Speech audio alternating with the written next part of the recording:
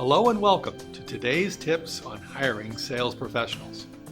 We talk regularly with hiring managers that want to add a sales professional to his or her team.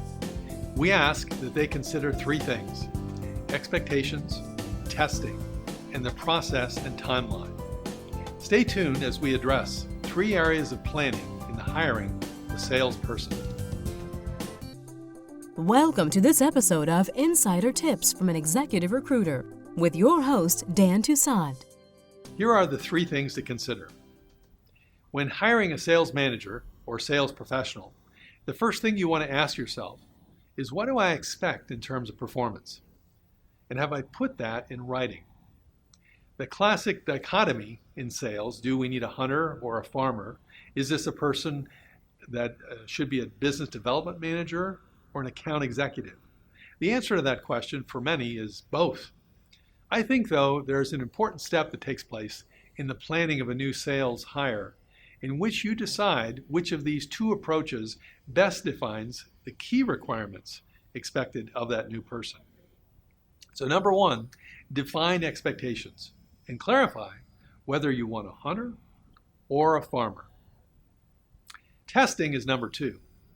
I'm a recovering HR professional, so expect a slight bias for assessment tools.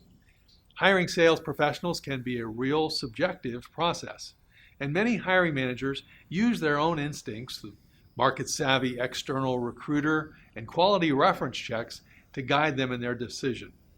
Some, though, go one step further and use one or more testing tools, such as a personal profiling tool like DISC. Is the person naturally a high D, a high I, a high C, or a close combination as their most comfortable style? Whether it's a sales assessment tool, an aptitude test, or a personal profile, do you want to use any of these tools as part of your process? If no, that's fine, but know that they are available and give you more information you don't get in an interview or a reference. The third tip is to define for yourself and your group the process you want to follow in advance.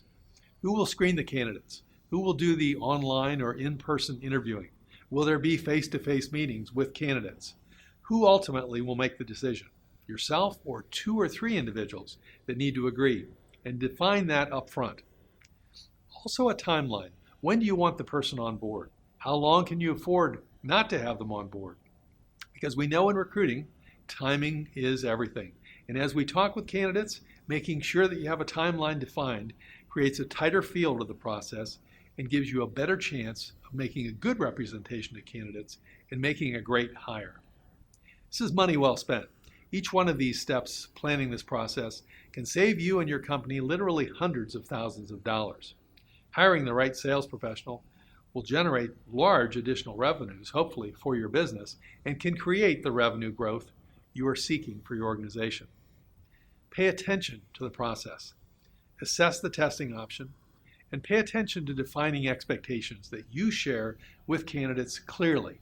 Remember, in today's job market, it's a competitive mutual assessment process. What gives you the best chance of creating a process that will lead to a great hire? Well, with our HR expertise, we help companies plan these initial considerations. So put your best foot forward as an organization. And if you're contemplating a new sales leader, we can help you. Email or text us or give us a call. Thanks for watching Insider Tips from an Executive Recruiter.